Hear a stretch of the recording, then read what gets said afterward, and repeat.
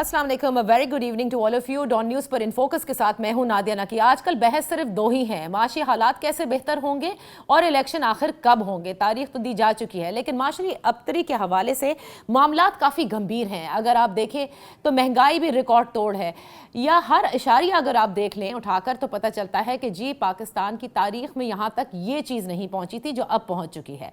इसी तरह से अगर आप रुपए की कदर का देखें तो रुपए की कदर भी तारीख में इस हद तक नहीं गिरी जितनी अब गिरी है। बिल आखिर इसाक डार साहब जो कि वफाकी वजीर ख़जाना हैं, उन पर इंतहाई तनकीद की जा रही थी। तमाम क्वार्टर से बहुत सारे इकॉनमी के एक्सपर्ट्स भी कर रहे थे। ज़ाहिर तहरीक इंसाफ तो कर ही रही थी। उन्होंने कल अपनी चुप का रोज़ा तोड़ा, धुआंधार प्रेस कॉन्फ्रेंस भी की और उन्होंने इस माशी तबाही या अबतरी का जो सारा खमियाजा है वो उन्होंने कहा कि इमरान खान साहब की हुकूमत पर है और उन पर है जिन्होंने सारी तबाही मचाई है। कोई स्विच ऑन और स्विच ऑफ का बटन नहीं होता कि हमने एक बटन दबाया और तमाम चीज़ें जो है वो ठीक हो गई। साथ ही उन्होंने ये तनकीद भी की कि लोग बैठकर ये कहते रहते हैं कि जी हमारे पास रोड मैप नहीं है, पॉलिसी नहीं है, लेकिन हमारे पास रोड मैप भी है, पॉलिसी भी है, लेकिन हम इश्तिहार नहीं लगाते इस बारे में। बहरहाल उन्होंने कई बातों का जिक्र भी किया। शब्बर जैदी के हवाले से जब सवाल हुआ तो काफ़ी वो गरजे बरसे भी, और इसके साथ साथ उन्होंने एक इंकशाफ भी किया जिन डॉलरों के पीछे पाकिस्तान इस वक्त बुरी तरह से भाग रहा है कि जी डॉलर नहीं है मुल्क के अंदर। उन्होंने ये भी बताया कि कराची से पेशावर तक एक सिक्योरिटी कंपनी की वैन जो है या गाड़ियां जो हैं वो सालाना 2 अरब डॉलर लेकर जाती हैं और इसके बारे में तहकीक की जा रही है।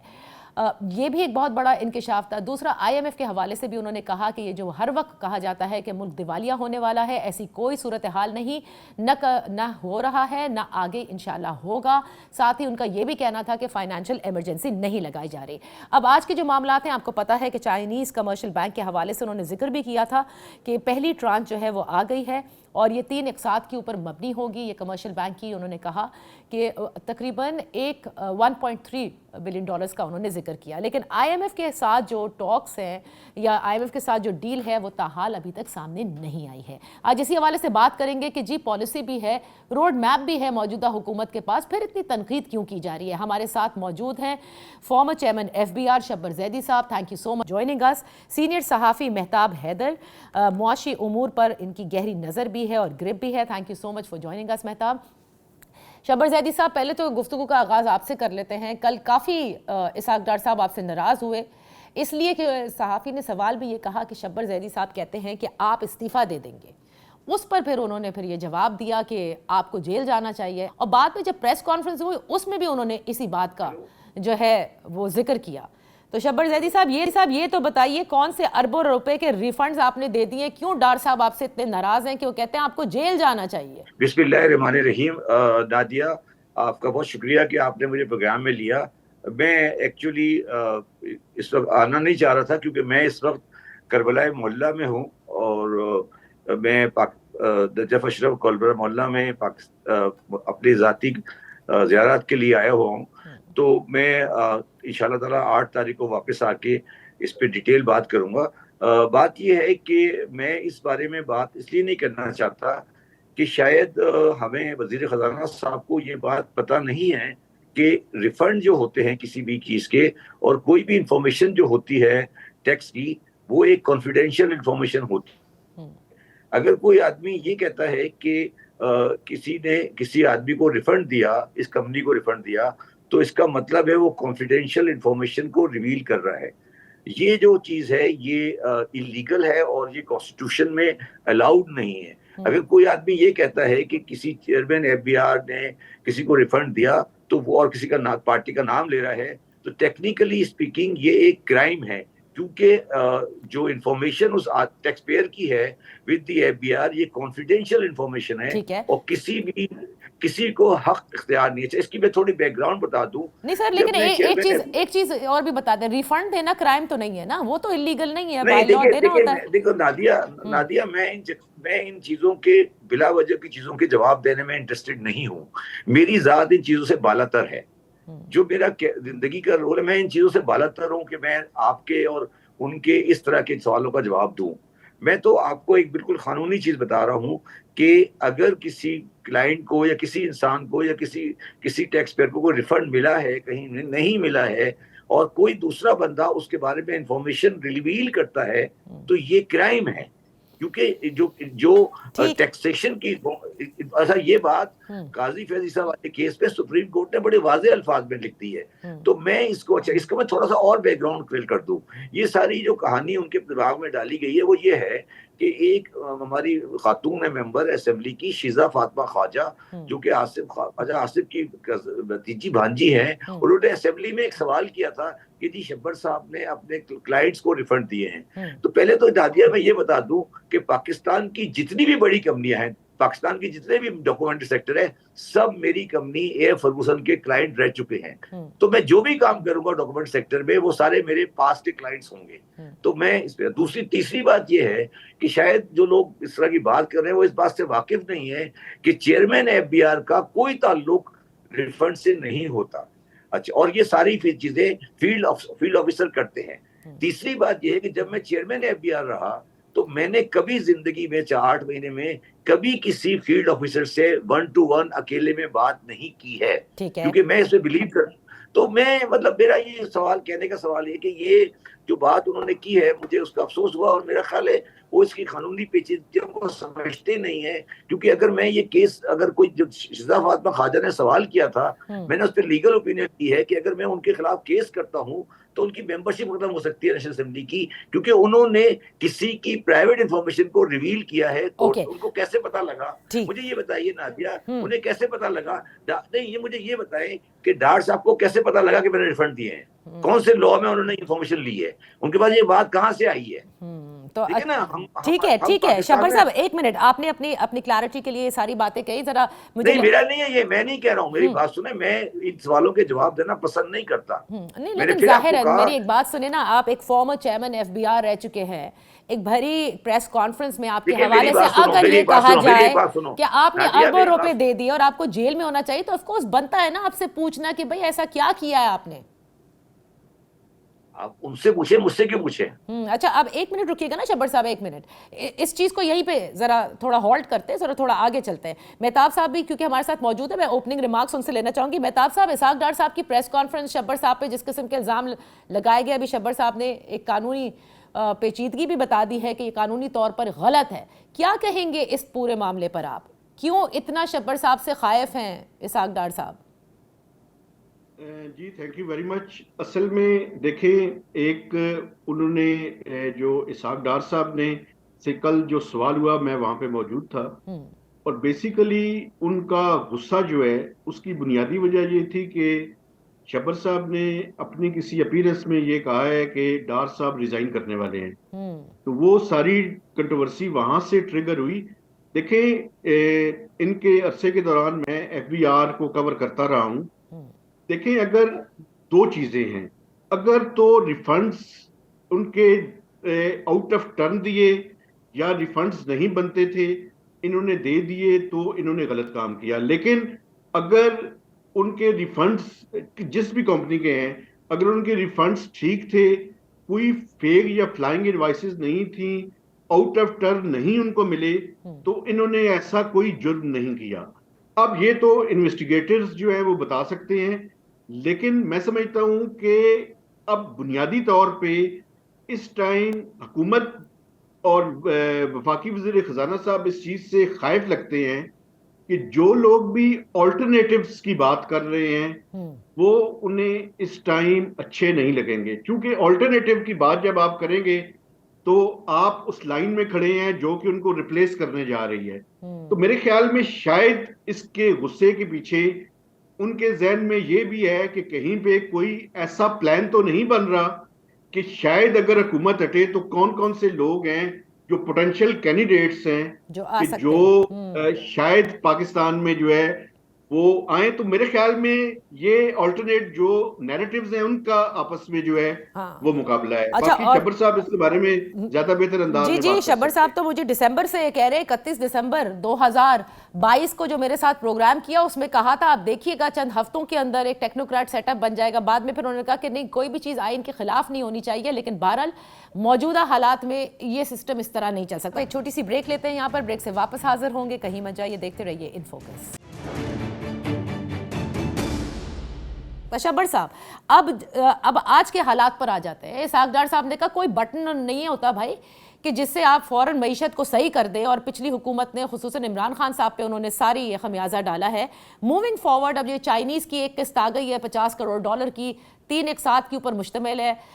IMF की दी हुई स्ट्रिक्ट शराइत जो है वो भी तकरीबन सारी फॉलो होती नजर आ रही हैं। यहाँ से मामला आप कहाँ देख रहे हैं? Are we now in a safe position, या अभी समझते हैं आप कि वो ट्रांच भी अगर आ जाती है उसके बाद भी डिफॉल्ट का खतरा अपनी जगह बरकरार रहेगा और हमें दूसरा प्रोग्राम में जाना होगा? देखिए, पहली बात तो शायद मेहताब को ये समझाएं कि ये जो बात कर रहे हैं ना कि रिफंड और ये, तो शायद वो मुझे मेरे कैरियर को नहीं जानते, और मेरे लिए चेयरमैन FBI बनना कोई इज्जत की बात नहीं थी। मैं पाकिस्तान की हर फाइनेंशियल सेक्टर की हर बड़ी पोस्ट को एंजॉय कर चुका हूँ, तो मैं तो मजबूरी में पाकिस्तान के लिए FBI चेयरमैन बना था। तो आप लोग मुझे जब इंट्रोड्यूस कराते हैं ना चेयरमैन FBI, तो मुझे ये अपनी बेइज्जती लगती है, क्योंकि मेरी हैसियत चेयरमैन FBI के तौर पर कोई रेलिवेंट नहीं है मेरी जिंदगी के लिए। मैंने 40 साल इस मुल्क में गुजारे हैं, और मैं जो मेरे पास अथॉरिटी है प्रोफेशन की और टैक्सेशन की, वो कोई बंदा मुझे चैलेंज नहीं कर सकता। मैं इन छोटे लोगों की बातों को ज्यादा अहमियत नहीं देता, मगर मैं सिर्फ आपको ये कहना चाहता हूँ कि आप लोग मुझे मेरी शख्सियत को और मेरे बयानात को ट्रेल नहीं कर सक रहे हैं। मैंने 16 दिसंबर 2021 को, जब इमरान खान की गवर्नमेंट थी, PTI की PDM की गवर्नमेंट नहीं थी, इमरान खान की गवर्नमेंट थी, उस वक्त मैंने ये बात कही थी, जिसको जियो ने इमरान खान के खिलाफ चलवाया था, कि पाकिस्तान एक गोइंग कंसर्न नहीं है, ये अल्टीमेटली डिफॉल्ट की तरफ आगे बढ़ रहा है। ये मेरी 2 सितंबर 16 2021 की तकरीर है, जो पाकिस्तान के हर मीडिया पे मौजूद है। ये बात जब मैंने कही थी, उस वक्त पाकिस्तान के आप भी और मेहताब साहब भी और दुनिया के जितने बंदे हैं, ये कह रहे थे कि यार ये शब्बर साहब क्या कह रहे हैं। अब मुझे ये बताएं कि आज ये सारे कह रहे हैं कि पाकिस्तान डिफॉल्ट में जा रहा है, और नहीं जा रहा, और 20% का डिस्काउंट रेट हो गया, और 301 का डॉलर हो गया। तो ये बेवकूफ हैं, इनको इकोनॉमिक्स का पता नहीं है, या ये मुनाफिक हैं, क्योंकि ये सही बात कहना नहीं चाहते। तो मेरी शख्सियत PTI और PDM से बालातर है। मैं ना PTI का आदमी हूँ, ना PDM का आदमी, पाकिस्तान का आदमी हूँ, और मैं पाकिस्तान से ज्यादा एक इंसान हूँ। मेरे पास मैं कोई बात जो झूठ होती है या मेरे समझ में नहीं आती, वो मैं मसले के तहत कहना पसंद नहीं करता। अच्छा, तो आज के हालात देखते हुए बता देना कि कहाँ जा रही है मईशत। मेरी बात सुने। मैं इस वक्त करबला में बैठा हूँ, ठीक है, और मैं एक सैयद भी हूँ, और हमारी जो ट्रेडिशन है, जो जिस कौम से, जिस नस्ल से मैं बिलोंग करता हूँ, ये चीज हमारे लिए कोई अहमियत नहीं रखती। ये दुनियावी पोस्टें, दुनियावी चीजें, ये दुनियावी हमारे लिए कोई अहमियत नहीं रखती। हम जिस नस्ल के लोग हैं, हम एक मुख्तलिफ ब्रीड हैं। अब आप इन लोगों के साथ हमें मिला रही हैं, उनके साथ हमारा कंपैरिजन करते हैं। नहीं कर रहे शब्बर साहब, आपसे तो मैं पूछ रही हूँ कि अब जो मौजूदा हालात है, ये बदकिस्मती है, हमारी बदकिस्मती है कि हमें इस तरह के लोगों से कंपेयर किया जा रहा है, हमारे बारे में इस तरह की लोग बातें कर रहे हैं। ये हमारी बदकिस्मती है, हमारे लिए बड़ी अफसोस है कि हमें किन के साथ कंपेयर किया जा रहा है। ये वही हो रहा है जो सन 61 हिजरी में हुआ था। अच्छा, तो शब्बर साहब आप मुझे ये बताइए कि आप समझते हैं कि IMF की अब डील जो है उस तक हम पहुंच चुके हैं, तमाम शराइत हमने पूरी कर ली और यहाँ से मामला सही हो जाएंगे? नहीं, देखिए, बात ये नहीं है। शायद आपने फिर मेरी बात नहीं समझी। जब IMF ने मई में रिपोर्ट लिखी थी, जो 2000 लास्ट इंस्टॉलमेंट दी थी, उसमें जो उन्होंने रिपोर्ट दी थी पाकिस्तान की कैश फ्लो के तहत, उसके IMF की अगर डील हो भी जाती है तो भी पाकिस्तान डिफॉल्ट से बच नहीं सकेगा, और उसको एक रिस्ट्रक्चरिंग करनी पड़ेगी। ये मेरी बड़ी कंफर्म पोजीशन है, और मैं आपको एक दरखास्त करता हूँ आप सबको कि एक इंडियन जर्नलिस्ट है मिहिर शर्मा, उसने ब्लूमबर्ग पे आर्टिकल लिखा है, वो आप जरा पढ़ें। तो प्लीज नादिया, मेरे साथ ना, मुझे जो आप कॉल पे लाया करें, तो मुझसे ना मेरे लेवल की बात किया करें, मुझे इन लोगों के बारे में बात नहीं किया करें। अच्छा, सही। शब्बर साहब, थैंक यू सो मच कि आपने अपना कीमती वक्त भी दिया। जुबैर मोतीवाला साहब भी हमें ज्वाइन कर चुके हैं, चेयरमैन बिजनेसमैन ग्रुप हैं। Thank you so much for joining us. Zubair Motiwala साहब, जो मुआशी इस वक्त हालात और जो स्ट्रिक्ट कंडीशनैलिटीज़ IMF की तरफ से लगाई जा रही हैं, फिर डिस्काउंट रेट भी आपने देखा जिस तरह से बढ़ रहा है, क्या देख रहे हैं आप इस वक्त मुल्क के हालात? किस तरह से इस जो मईशत की जो मसाइल हैं उसको कंट्रोल करने में क्या आप समझते हैं मौजूदा हुकूमत का बहुत बड़ा अमल दखल है कि वो कंट्रोल नहीं कर पाई, या आप समझते हैं कि हालात ही ऐसे हैं कि इसके अलावा कोई और चारा ही नहीं है? देखिए, सबसे पहली आपकी बात का जो जवाब मेरे पास ये है कि मुश्किल हालात, इसमें कोई कोई ये कहे कि सब ठीक है और सब ठीक हो जाएगा, तो इट्स नॉट पॉसिबल। हम बातें जो भी मर्जी करें, लेकिन जो ये होगा नहीं ठीक, क्योंकि जो चीज भी चल रही है, मैंने कल भी कहीं कहा था कि मुझे ये समझ में नहीं आता कि आप कॉन्फिडेंस में स्टेक होल्डर्स को गवर्नमेंट क्यों नहीं लेती। अगर हमने कोई आपके पास, हमको भी पता है, हम भी कारोबार चलाते हैं, हमारे कारोबारों में भी तकलीफ आती है। जब वो तकलीफ आ जाती है, आज पाकिस्तान तकलीफ में, आप पाकिस्तान चला रहे हैं, तो पाकिस्तान चल रहा है, और जो मईशत को जो लोग चला रहे हैं उनको अगर आप कॉन्फिडेंस में ले लें तो चीजें बड़ी आसान हो जाएंगी। ये जो पैनिक टाइप सिचुएशन है, जो सारे मामला खराब हैं, कोई क्या बात कर रहा है, कोई क्या बात कर रहा है, कोई कहते हैं पाकिस्तान डिफॉल्ट कर जाएगा, ये हो जाएगा, इन सारी चीजों को ट्रेड कहते हैं, डॉलर की प्राइसेस बढ़ गई हैं। अफगानिस्तान पाकिस्तान की जो सरहद पे जो होना चाहिए वो रेट उन्होंने मांगा, तो ये 20 रुपए अचानक गिर गया। और ये जो है सारी अफवाहें हैं, सारी चीजें जो है ये these are actually creating more problem than the actual problem. तो उसको हमको देखना चाहिए, गवर्नमेंट को शुड कम अप, डार साहब को आना चाहिए, बताना चाहिए। वी ऑल आर, हम प्रो पाकिस्तानी हैं, we understand Pakistan is in crisis, हम पाकिस्तान की मदद करेंगे, हम बैठ के बात करेंगे, तो हम उसी हिसाब से अपने कारोबार को आगे चलाएंगे। अगर हमको कारोबार करना है, अगर इंडस्ट्री चलानी है, आप सिर्फ इलेक्ट्रिसिटी का कंजप्शन देख लें कितना नीचे गया, अब गैस का कंजप्शन देख लें, तो आपको समझ आ जाएगा कि कितनी जो है ना वो इंडस्ट्रियल प्रोडक्शन पे असर है। ये सारी चीजें जो है ना, ये एक तो पाकिस्तान का मामला है, दूसरा पाकिस्तान की एक्सपोर्ट्स का जो मामला है वो ये है कि जो हमारा बायर है वो अब हमको जो हम पर ट्रस्ट नहीं करता, ट्रस्ट डेफिसिट पैदा हो रहा है। वो ये कहता है कि आपके यहाँ जो हालात हैं इसमें आप हमको डिलीवरी टाइम पे दे सकेंगे, अगर आप नहीं दे सकेंगे तो ये इधर या उधर देखता है। वो कहता है मैं बांग्लादेश से लूँ, मुझे क्या फर्क पड़ता है, मुझे क्या फर्क पड़ता है मैं इंडिया से लूँ। आप एक बात मैं हमेशा कहता हूँ, आपसे भी कहता हूँ कि somebody sitting in New York thinking of a offshore procurement, for him does it matter he opens LC in favor of Pakistan और बांग्लादेश और anywhere else? क्यों पाकिस्तान से करेगा? जहाँ गारंटीड डिलीवरीज होंगी, 5% महंगा हो, लेकिन वो गारंटीड डिलीवरीज के ऊपर जाएगा, क्योंकि उनकी शेल्फ की, उनकी जो ऑफिशियल पोजीशन होती है उसमें बड़ा प्रॉब्लम होता है। मैं समझता हूँ इन हालात के अंदर ज्यादा खराबी ये है कि हमको जो है ना स्टेक होल्डर्स को कॉन्फिडेंस में लेना चाहिए, फौरी तौर पर सब जगह पे पहुंचना चाहिए और बताना चाहिए कि ये पोजीशन है, इतने महीने रहेगी, इतने दिन रहेगी, इस तरह से हम इसको टैकल कर रहे हैं। तो ये अल्टीमेटली 6 महीने में हो जाएगी, 3 महीने में हो जाएगी, और हम जो है ना हम उस पर आ जाएंगे। ये एक स्टेटमेंट जो है ना would actually serve as an export enhancing factor। तो ये जो ना हमारे बायर्स के ऊपर थोड़ा सा कॉन्फिडेंस उनको आएगा कि गवर्नमेंट ऑफ पाकिस्तान के स्टेटमेंट्स हैं, ये सारी चीजें, ये मेरे हिसाब से तो हल है। अभी ये हल है। एक छोटी सी ब्रेक लेते हैं, यहाँ पर ब्रेक से वापस हाजिर होंगे, कहीं मत जाइए, देखते रहिए in focus. Welcome back. Mehtab Haider sahab, Zubair Motiwala साहब इस वक्त हमारे साथ है। बात हो रही है मुआशी हालात के हवाले से। मेहताब, आपने सुनी होगी जुबैर मोतीवाला साहब ये कहते हैं कि एक ट्रस्ट डेफिसिट एग्जिस्ट करता है एक्सपोर्टर्स के हवाले से बाहर ममालिक में। एक ट्रस्ट डेफिसिट का हमने बड़ा जिक्र सुना है IMF के हवाले से कि ये जो कड़ी शराइत रखी गई हैं और शायद बहुत ज़्यादा कड़ी रखी गई हैं, उसकी वजह यह है कि एक फुकदान है ट्रस्ट का पाकिस्तान के हवाले से। इसके बारे में ज़रा बताइएगा, किस हद तक ये बात दुरुस्त है और इसकी वजह क्या है? देखिए, उन्होंने जो बातें की हैं, मुझे लार्जली उनकी बातों से इख्तलाफ नहीं है, लेकिन देखिए अगर आप सच बोलते हैं तो हम भी सच बोलते हैं और हमारा भी यही दावा है।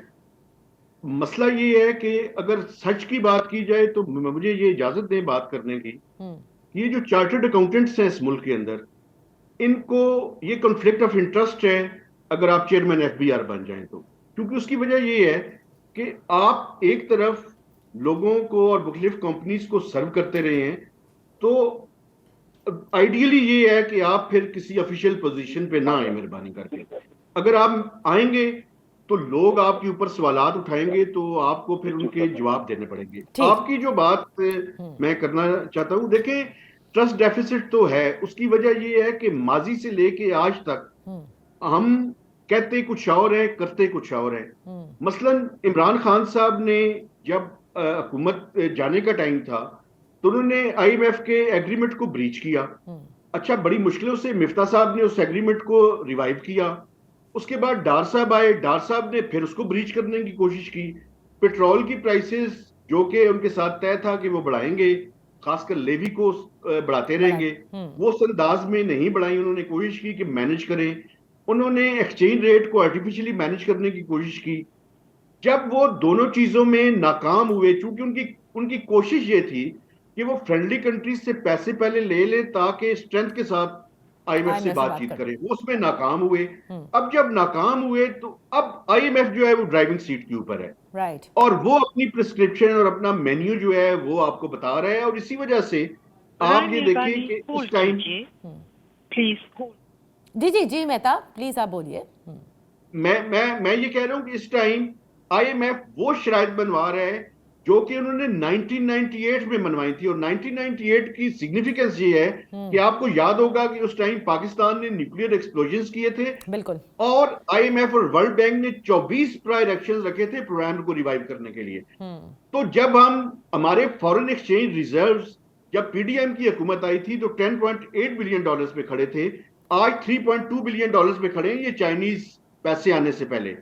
तो बुनियादी तौर पे जब हमारे रिजर्व्स इतने कम हो जाएंगे तो फिर आईएमएफ अपनी प्रिस्क्रिप्शन तो देगा। और वो, अगर कोई कहता है कि वो बड़ा टेक्निकल इंस्टीट्यूशन है, बिल्कुल होगा, लेकिन they are more politicians than the technical institution. तो वो पॉलिटिक्स भी कर रहे हैं, लेकिन हमारी गलती ये है कि हम इकोनॉमी को एक ऐसी स्टेज पर ले आए हैं जहां पे उन्हें भी पता है कि आईएमएफ के सिवा हमारे पास कोई चारा नहीं है। सही। तो इसमें हमारी अपनी गलती, हमारे पॉलिसी मेकर्स की गलती ज्यादा है, आईएमएफ की गलती जो है वो इसमें कम है। अच्छा, जुबैर मोतीवाला साहब, आईएमएफ की जो कड़ी शराइत हैं और जो ट्रस्ट डेफिसिट है उसकी रीजन तो मेहताब ने हमें बताई, लेकिन आप मुझे बताएगा कि अभी भी ये मामला जो है वो, जिसे कहते हैं ना कि सब कहते हैं कि मईशत आईसीयू में है, उसको फायर फाइट करने के लिए हम आईएमएफ के पास है, बट वो जो लॉन्ग टर्म रिफॉर्म्स हैं उसके लिए कोई तैयार नहीं होता, इंक्लूडिंग द बिजनेस कम्युनिटी।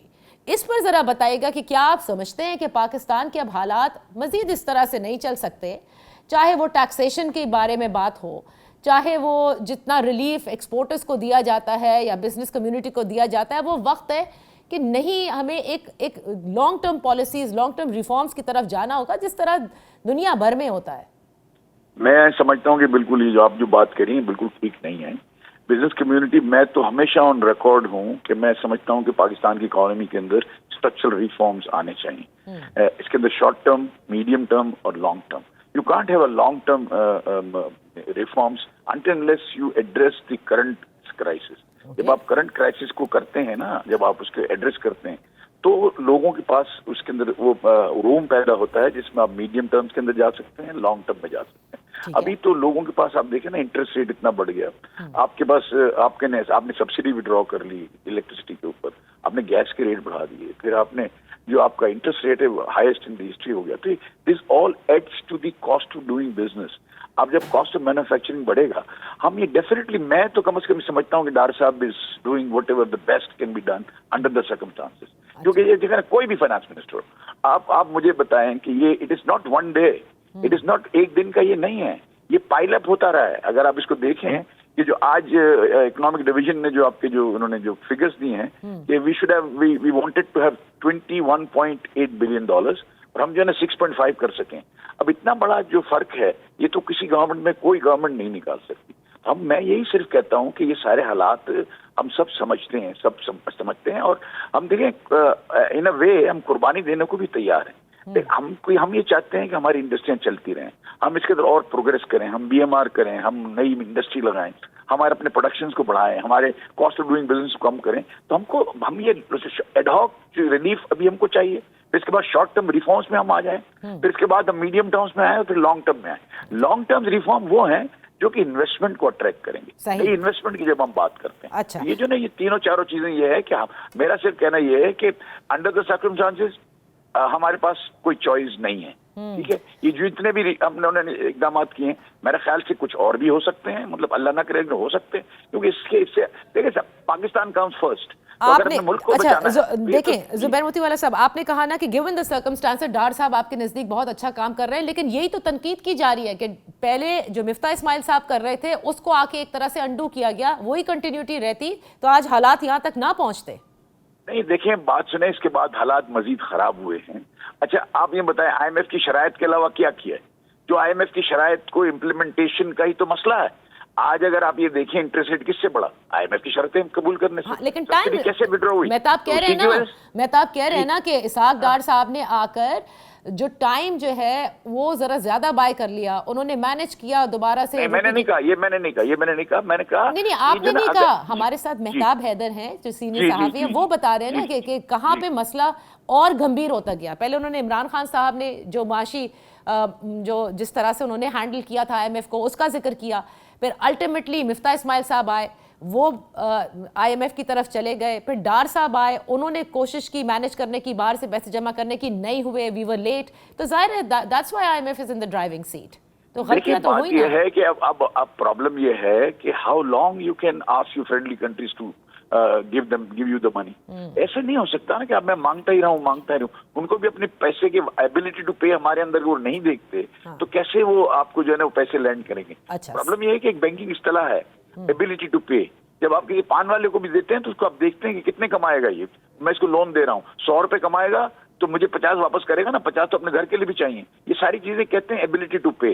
तो पाकिस्तान की एबिलिटी टू पे जो है ना वो इरोड हुई है। अच्छा। उसके लिए मैं ये कहता हूँ कोई भी फाइनेंस मिनिस्टर आज, मतलब ये प्रॉब्लम ये है कि अगर हमारे पास कोई चॉइस हो, आज आप देखें ना आईएमएफ ने क्या किया हमारे साथ, पहले सारी कुछ हो गया, एवरीथिंग वाज डन, नोटिफिकेशंस निकल गए, सब कुछ हो गया, इसके बाद उन्होंने 4 नई शर्तें डाल दी जो हम सुनते हैं। तो अगर इस तरह से है या पाकिस्तान, देखिए कोई भी आदमी जो है ना, आपको कोई कंट्री, आपकी फ्रेंडली कंट्री, मैं नहीं समझता कि आईएमएफ से जब तक मुआहिदा ना हो जबकि आपको कोई पैसे देंगे। अच्छा। क्योंकि ये उसी को देख रहे हैं कि जी अगर आईएमएफ देता है इसका मतलब ये है कि एबिलिटी टू पे पाकिस्तान में वो देख रहा है और उसने वो रिफॉर्म्स पाकिस्तान की इकोनॉमी में ले आए हैं जिससे इतना इनफ उनके पास रेवेन्यू बचेगा जिससे वो हमको प्री पेमेंट कर सकेंगे। अच्छा। असल बात तो ये है ना जी। अच्छा, एक छोटी सी ब्रेक लेते हैं, यहाँ पर ब्रेक से वापस हाजिर होंगे, कहीं मत जाइए, देखते रहिए in focus. Welcome back. Mehtab Haider sahab और जुबैर मोतीवाला साहब हमारे साथ हैं। बात हो रही है मईशत के हवाले से। जुबैर मोतीवाला साहब, आपने क्योंकि बड़ी अच्छी बात कही कि बिजनेस कम्युनिटी तो हमेशा रिफॉर्म के लिए तैयार रहती है, चाहे पहले शॉर्ट टर्म में जाना होगा, mid term and then long term. फिर मेहताब हैदर साहब, हु स्टॉप्स द रिफॉर्म? मतलब हर वजीर खजाना आके आईएमएफ के पास जाता है और दूसरे जो माहिर माशियात होते हैं वो कहते हैं हमें स्ट्रक्चरल रिफॉर्म की जरूरत है। रोकता कौन है फिर इन स्ट्रक्चरल रिफॉर्म से? देखें, इस मुल्क में स्टेटस को जो है वो उसका मैं थोड़ी सी निशानदेही आपके सामने कर देता हूँ। देखें, ये जो स्ट्रक्चरल रिफॉर्म्स हैं इनका मतलब क्या है?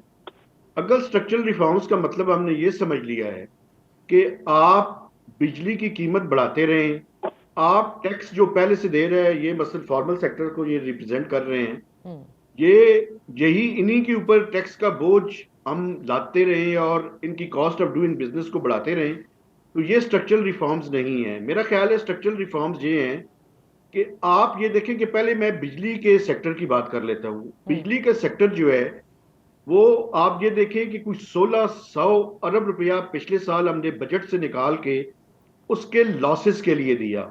ये दुनिया में कहीं भी इस तरह के लॉसेस नहीं है, ये पाकिस्तान के डिफेंस बजट से ज्यादा है। तो ये जो पावर सेक्टर है इसके बारे में मैं बड़े तसलसल के साथ कह रहा हूँ और ये पॉलिसी मेकर्स तक अल्लाह करे ये मेरी आवाज पहुंच जाए और जो पाकिस्तान के असल में जो चाचे और मामे हैं उन तक ये मेरी आवाज पहुंचे कि या ये बिजली का सेक्टर ऐसे रहेगा या पाकिस्तान रहेगा। ये दोनों चीजें इकट्ठी नहीं चल सकती। The choice is over. क्योंकि उसकी वजह ये है कि आप पानी डालते जा रहे हैं, नीचे से छेद है, वो पानी सारा निकलता जा रहा है। तो बुनियादी तौर पे स्ट्रक्चरल रिफॉर्म्स ये है कि आप अपने लाइन लॉसेस को कम करें, एनर्जी मिक्स जो है उसको ठीक करें। ये जो वापडा के और डिस्कोस के एम्प्लॉइज हैं इनको मुफ्त बिजली देते हैं और 10 घरों को आगे से इन्होंने दी हुई है, इनको मोनेटाइज कर दे, आप इनको पैसे दे दें। और पावर सेक्टर में मैं आपको बताऊं चोरी नहीं है, पावर सेक्टर के अंदर डकैती है और 1600 अरब रुपए की डकैती है। इसको बंद करें, ये ऐसे नहीं चल सकता। सही। अच्छा, टैक्सेशन पे आ जाए। टैक्सेशन में मुझे बताएं एग्रीकल्चर इनकम टैक्स पे क्यों नहीं टैक्स लग सकता? सर्विसेज पे क्यों टैक्स को हम बेहतर नहीं कर सकते? पाकिस्तान में सारे लोग ये कहते हैं कि कम से कम 70 to 80% टैक्स गैप है, इसको हम फिल क्यों नहीं कर सकते? टेक्नोलॉजी का जमाना है। ये बिजनेसमैन जो हैं, जो ऑनेस्ट बिजनेसमैन हैं, मैं इनको रिप्रेजेंट नहीं करता, लेकिन मुझे ये बताएं अगर आप इन्हीं पे बोझ लाते रहेंगे तो ये जो बाकी लोग हैं सैलरीड क्लास के अलावा, तो मैं समझता हूं पाकिस्तान में कोई ऑनेस्टी से टैक्स नहीं देता। लेकिन उसमें लोगों को ब्लेम करने के बजाय हमें एफबीआर को ठीक करने की जरूरत है। जरूरत किस बात की है कि हम टेक्नोलॉजी के जरिए जो डेटा है हमारे पास उसको एफिशिएंटली यूटिलाइज करें, टैक्स बेस को ब्रॉडन करें जो कि बहुत नैरो है। सैलरीड क्लास की भी मजबूरी है, सही। मैं खुद सैलरीड क्लास से हूं, हम कोई कमाल नहीं कर रहे, ओके। हमारी डिडक्शन के बाद जो है हमें सैलरी मिलती है, वरना प्रॉब्लम है इस मुल्क के अंदर। तो अच्छा। अगर हम सब लोगों को एहसास नहीं है, और ये जो एलीट कैप्चर है, एलीट कैप्चर से मुराद है इस मुल्क की मिलिट्री एस्टैब्लिशमेंट, इस मुल्क के पॉलिटिशियंस, इस मुल्क की ब्यूरोक्रेसी, बिजनेसमैन इंक्लूडिंग जर्नलिस्ट और जुडिशरी भी, ये बैठे हैं और रूल्स ऑफ द गेम तय कर लें अगर इस मुल्क को चलाना है तो। अच्छा सही। ये जुबैर रंग टपाऊ काम से अब नहीं चलेगा ये मामला। हाँ, और जुबैर मोतीवाला साहब ये फरमाइएगा कि आपने कहा कि ये मामला जो हैं वो इससे ज़्यादा बेहतर कोई और हैंडल नहीं कर सकता। आपको लगता है कि क्योंकि एक तरफ देखिए हम कोई भी चीज़ आइसोलेशन में नहीं देख सकते, कि जो माशी हालात हैं वो शायद बेहतर होंगे कि जब जनरल इलेक्शंस के ज़रिए एक नई हुकूमत आती है और एक लॉन्ग टर्म 5 साल के तसलसल से चलती है। Do you believe in that कि इस वक्त इलेक्शन हो जाए तो मामला शायद बेहतर हो जाए? देखिए, इसमें अगर ऐसा होता है तो मैं समझता हूँ हालात बेहतर होंगे, डेफिनेटली होने चाहिए, क्योंकि असल मामला जो है वो बैलेंस ऑफ पेमेंट का है। अगर हमारी जो इस वक्त जो पोजीशन है करंट अकाउंट डेफिसिट की वो बेहतर है, इसलिए हमने इम्पोर्ट रोक लिए, लेकिन ट्रेड अकाउंट डेफिसिट बहुत बढ़ गया है कि वो तो ऑटोमेटिकली है, होम रेमिटेंसेस कम हो गए हैं, फिर आपके एक्सपोर्ट कम हो गई हैं, तो दोनों सूरतों में तो आपका ट्रेड अकाउंट जो है ना वो बहुत खराब पोजीशन में, और आपकी जो लॉन्ग टर्म पेमेंट्स हैं उसको भी आप नहीं कोप अप कर रहे। पुराने आपके डेट की रिटायरमेंट नहीं हो रही, डेट के ऊपर जो इंटरेस्ट था उसकी पेमेंट नहीं हो रही, लॉन्ग टर्म जो फॉरेन कंपनीज हैं उनके ऊपर भी प्रॉब्लम है। इसलिए एक दफा I think we have to sit down and तो हम जो ना एक दफा स्ट्रेच आउट करके जितने प्रॉब्लम्स हैं तो सब कौम के साथ कॉन्फिडेंस में लेकर हमको ये काम करना चाहिए। इलेक्शंस हल नजर आते हैं आपको इन तमाम तर मुश्किलात का?